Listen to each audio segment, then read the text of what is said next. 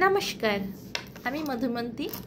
So আজকে কথা বলবো যারা 3, 12, 21 বা 30 অফ এনি মান্থে জন্মেছে তাদেরকে নিয়ে। যারা এই তারিখে জন্মেছে তাদেরকে টোটাল করলে আসবে হচ্ছে 3, যেরকম 12, 2 + 1 সেটা হয় 3। তো এইভাবে যারা এই তারিখগুলো জন্মেছে তাদেরকে টোটাল করলে কিন্তু আসবে 3। সো 3-এর লর্ড হচ্ছেন জুপিটার। জুপিটার আমরা সবাই জানি জুপিটার হচ্ছেন দেবতাদের গুরু, সেই জন্য এইসব মানুষরা হাইলি নলেজেবল হয়। সো আজকে কথা বলবো এদেরকে নিয়ে কিছু গুড কোয়ালিটিস এবং কিছু ব্যাড কোয়ালিটিসের ব্যাপারে। 369 যেটাকে ফ্যামিলিয়ার নাম্বারও বলা হয়ে গিয়ে থাকে। নিউমেরোলজিতে কোনো নাম্বারই পারফেক্ট হয় না, কিন্তু তারই মধ্যে স্পেশালি আমি 2টো নাম্বারকে পারফেক্টলি বলি। পারফেক্টলি না বললেও আমি 2টো নাম্বারকে মান্যতা দিই। এক হচ্ছে 3, যিনি দেবতাদের গুরু, তিনি এই নাম্বারের লর্ড।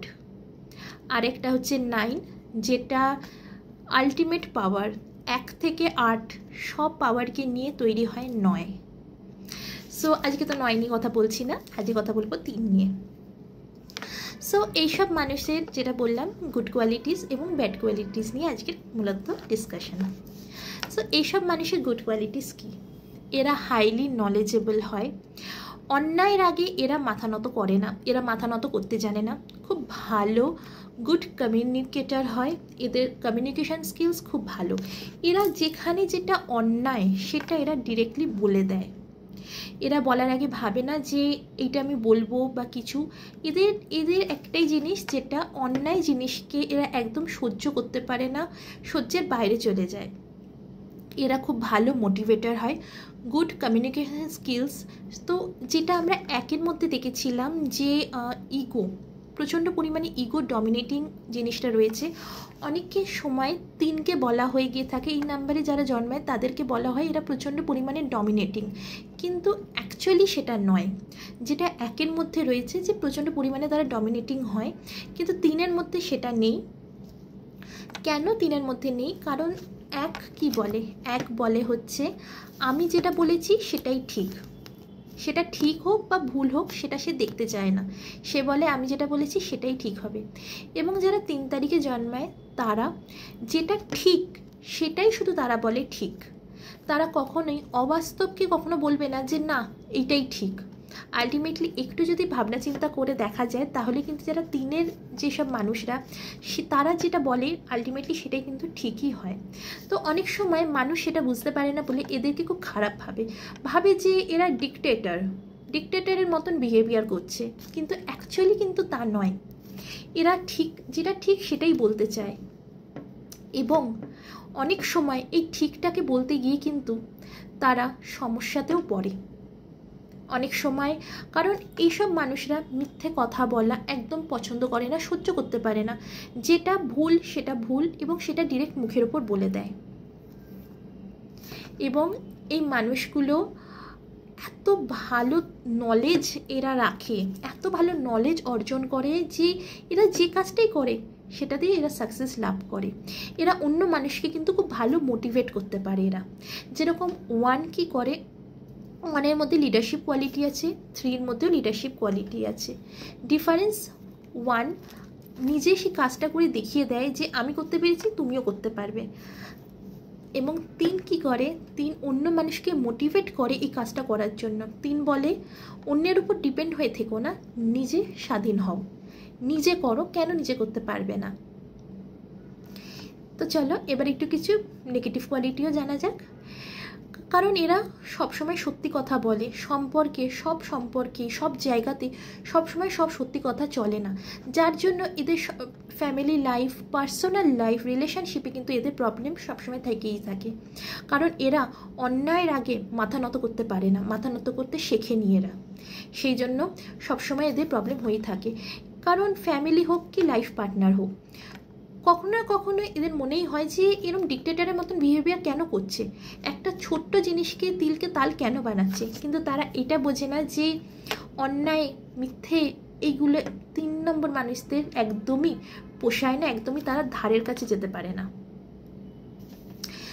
এবার একটু কথা বলি ডিজিজ নিয়ে। মূলত এদের মধ্যে কিছু ডিজিজ দেখা গিয়ে থাকে। ফার্স্ট হচ্ছে এদের ইএনটি সমস্যা হয়, থাইরয়েড হাইপোথাইরয়েডিজম এদের মধ্যে হয়ে থাকে। এর পাশাপাশি এদের গাইনোর সমস্যাও কিন্তু অনেক সময় দেখা গিয়ে থাকে। সো একটুখানি সাবধানে থাকা উচিত। এর পাশাপাশি কিছু প্রফেশনালের কথা যদি আমরা বলে থাকি তাহলে এনারা গভর্নমেন্টের জন্য পারফেক্ট। অকাল্ট সায়েন্স দারুণ, কারণ 3 হচ্ছে আমি আগেই বলেছি জুপিটার। তো যারা 3 নম্বরের মানুষ তারা কিন্তু অলরেডি স্পিরিচুয়ালিটির মানুষ। এইসব মানুষেরা অলরেডি স্পিরিচুয়ালিটির সাথে যুক্ত থাকে।